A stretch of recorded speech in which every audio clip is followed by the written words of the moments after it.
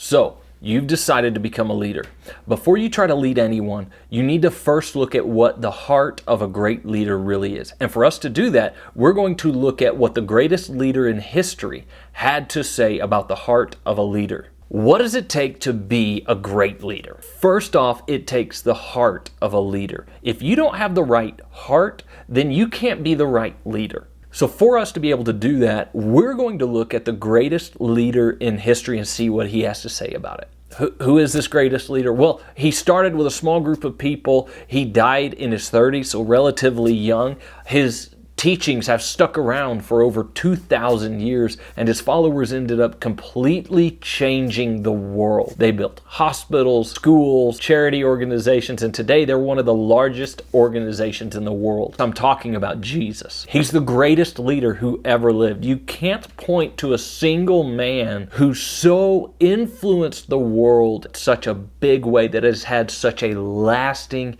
impact. Jesus has a moment in Matthew chapter 20 where he gives us the heart of a leader. Now, let me give you a little bit of a backdrop. So Jesus has these 12 disciples, these 12 men who follow him. And there was some competition going around. These two brothers, James and John, Jesus would give them the nickname the Sons of Thunder.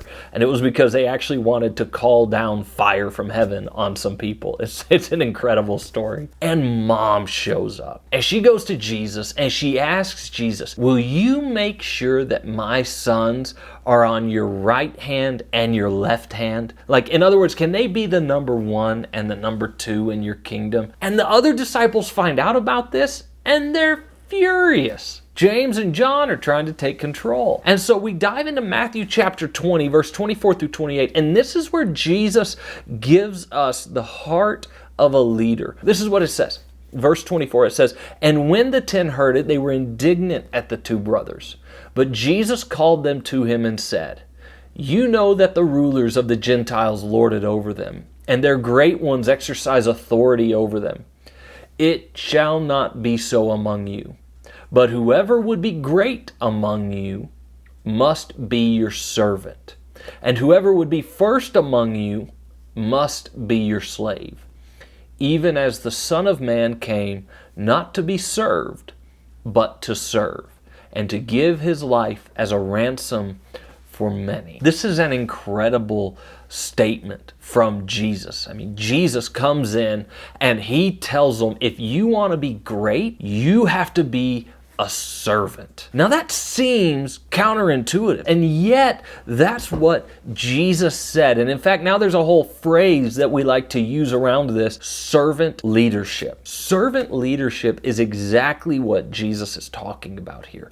Jesus is talking about us learning to serve others as we lead them. If we can't learn to serve people, then we can't learn to lead people.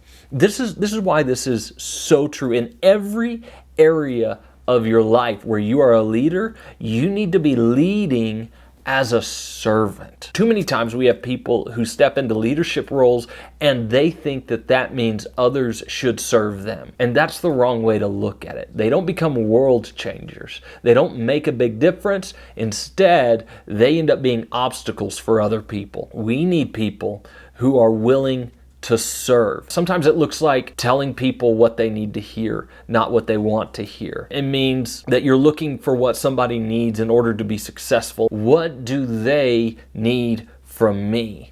And it's this idea where you have to begin looking at yourself as a servant. If you only look at yourself as a leader, then you've already missed it. If you look at yourself as a servant and begin asking these questions, how do I serve people best? You'll become a greater leader. The best way I've learned this is actually when I worked at Starbucks. Now, it's been quite a while since I've worked at Starbucks, and the culture seems to have totally changed. But when I was working at Starbucks, there was a couple of things they did that were really impactful and have stuck with me. The first thing they did is they didn't call us employees. They called us partners. Now, for you might be saying, what does that have to do with anything? Well, the thing is they actually treated us like partners. I mean, we're just making coffee. Like, it's not a big deal. but they called us partners. If you actually worked at Starbucks for a year, they would give you stock in the company for free because they really wanted you to be a partner. One of the other things that they did is they had a philosophy that has really stuck with me. They focused on their employees. And this was their thought process. We're going to serve our employees and we're going to take care of our employees because our employees care for our customers. And so what they did is they made it a point to serve the employee more than they served the customer.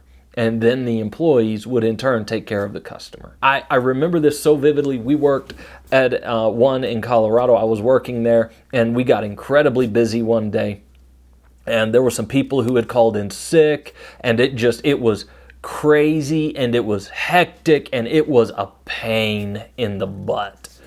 And we're in the middle of this mad rush. People are getting upset because we're slow, because we didn't have everybody.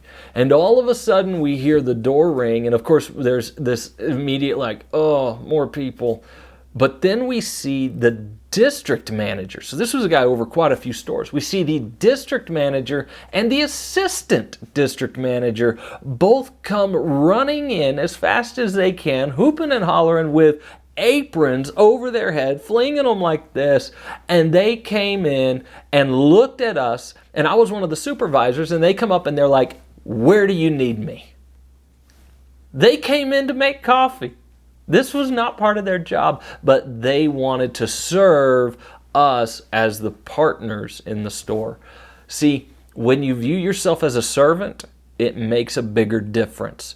Great leaders serve. They focus on those they're following and they ask the hard questions. What do they need from me? The other thing that great leaders do is not only do they serve, but they sacrifice themselves. Now, this is most apparent with Jesus. And Jesus even said in verse 28, "As the Son of Man came, not to be served, but to serve and to give his life as a ransom." Now, Jesus is ultimately talking about how he's going to die on the cross. And what we've got to understand is that great leaders are willing to sacrifice themselves. Leadership is not about being served, it's about serving, and leaders have to be willing to sacrifice. You don't get to hide when things are hard. You have to step up. You have to do hard things. You have to make tough decisions. You have to say no to things that you really don't want to say no to. And then you have to say yes to things that are going to be hard for you. You have to be willing to sacrifice yourself, and ultimately you have to give up your rights as a leader. We're going to talk about that lesson a little bit later in another video. But if you want to be a great leader, you have to see yourself as a servant to your wife. See yourself as a servant to your kids, to your employees, to your fellow church members, etc. I mean, whatever it is, whatever area of influence that you have where you're willing to step up and become a leader, you have to first get it in your heart that you are there to serve and to sacrifice.